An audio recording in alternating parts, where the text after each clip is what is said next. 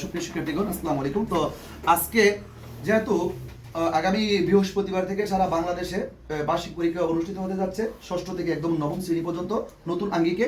তো আমাদের বাংলা বইয়ের প্রথম একটা পাঠের অংশ হচ্ছে ধ্বনি ও ধ্বনির উচ্চারণ বা পরিবর্তন। তো আমি এটা সমস্ত বিশেষ করে বাংলাদেশের সকল শিক্ষার্থীর জন্য আজকে আমার ভিডিওটা করা। তো আমি আলোচনা করতেছি অল্প সময়ের মধ্যে। দেখো, এই পাঠগুলো থেকে প্রশ্ন থাকবে। তো আমি এখানে আগেই আমাদের যে বর্ণগুলো আছে, ব্যঞ্জন বর্ণগুলো আছে, আমি এইখানে লিখে নিয়ে রাখছি তোমাদের সুবিধার্থে। তো আমি এখানে মার্ক করছি প্রথম, দ্বিতীয়, তৃতীয়, চতুর্থ, পঞ্চম, পাঁচটা বর্গে ভাগ করছি। এখানে বর্গ যে বর্ণগুলো আছে, আমরা বড় কয়টি বলো তো? পাঁচটি। বড় কয়টি? ক, চ, ট, ত, প। এই বর্গ আছে কয়টি? তো একটার মধ্যে পাঁচটা থাকলে পাঁচটার মধ্যে কয়টা আছে? 25টা। পাঁচটার মধ্যে কয়টা? 25। বর্গ কয়টি? 5টি। বর্গীয় বর্ণ 25টি। স্বরবর্ণ কয়টি? 11টি। স্বরবর্ণ 11টি। ব্যঞ্জন বর্ণ 39টি। মোট বর্ণ 85টি। পূর্ণমাত্রা 32টি।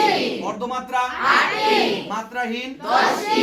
কার চিহ্ন কয়টি? 10টি। কার চিহ্ন কয়টি? 10টি। ফলা চিহ্ন 6টি।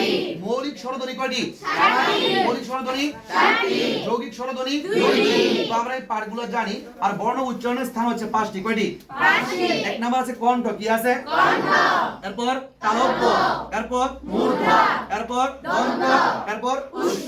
আমি যদি বেসিক্যালি কথা বলতে চাই, তাহলে আগে আমার যে জিনিসটা তোমরা মানে দেখবা নর্থে, সেটা হচ্ছে ঠোঁট। সেটা কি? ঠোঁট। আমরা পিছন থেকে শুরু করি, একদম নিচে থেকে।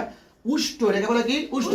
যেমন প, আমি কথা বলতে চাচ্ছি প, ফ, ব, ভ। দেখছো উচ্চারণ করতে কি লাগছে? উষ্ঠ মানে কি? ঠোঁট। এজন্য প বর্গের বর্ণ বলা হয় কি? উষ্ঠধ্বনি। এরপর দেখো তো, আমি যদি একটু ঠোঁটটা লড়াই, এরপর তোমরা আমি ভাগ করলে যা দেবে সেটা কি? দন্ত। দাঁত দেখবা, কি দেখবা? দাঁত। এজন্য এটাকে বলা হয় কি? দন্তধ্বনি। কি ধ্বনি? দন্তধ্বনি। এজন্য ত বর্গের বর্ণগুলোকে বলা হয় দন্তধ্বনি। এরপরে দেখো তো মূর্ধ। আমাদের জিহ্বা আছে দুইটা, একটা বড় জিহ্বা, একটা ছোট জিহ্বা। ছোট জিহ্বাকে বলা কি? আল্লাহ জিহ্বা বলি, ঠিক না? এটার মধ্যে বাড়ি খাবে, সেটা হচ্ছে ট বর্গের ধ্বনিগুলো। এরপরে দেখো তো তালব্য। আমরা উপরের পাড়ে দেখো তো তালু আছে না, এটাকে বলে তালব্য ধ্বনি। এরপর আছে কণ্ঠ। কি আছে? কণ্ঠ। এখান থেকে অর্থাৎ দেখো তো ক, যেটা উচ্চারণ করতে কণ্ঠ লাগবে, সেটা হচ্ছে কণ্ঠ ধ্বনি। এরপর আমরা প্রথম, দ্বিতীয়, তৃতীয় যে পাঁচটা ভাগ করলাম, প্রথম বর্গ এবং দ্বিতীয় বর্গের ধ্বনিকে বলা হয় অঘোষ ধ্বনি। কি ধ্বনি? অঘোষ ধ্বনি। তৃতীয় এবং চতুর্থ বর্ণগুলো বলা হয় ঘোষ ধ্বনি। কি ধ্বনি?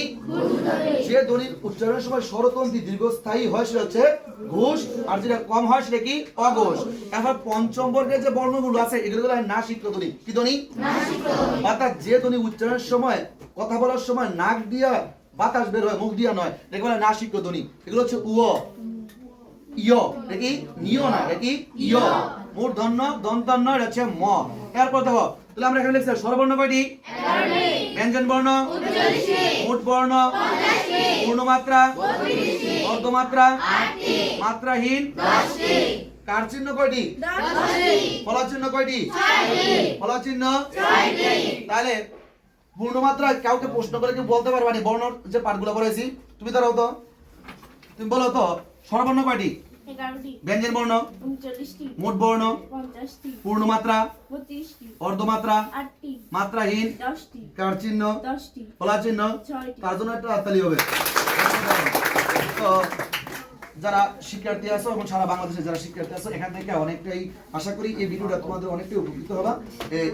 যদি বই ধরে পড়ো, তোমাদের লং টাইম সময় লাগবে। আশা করি অল্প সময়ের মধ্যে তোমরা এখান থেকে কিছু মার্ক হলেও ক্যারি করতে পারবা। তো এই বলে আমি আমার বক্তব্য বা আমার পড়ানো শেষ করলাম। ধন্যবাদ সবাইকে। আসসালামু আলাইকুম।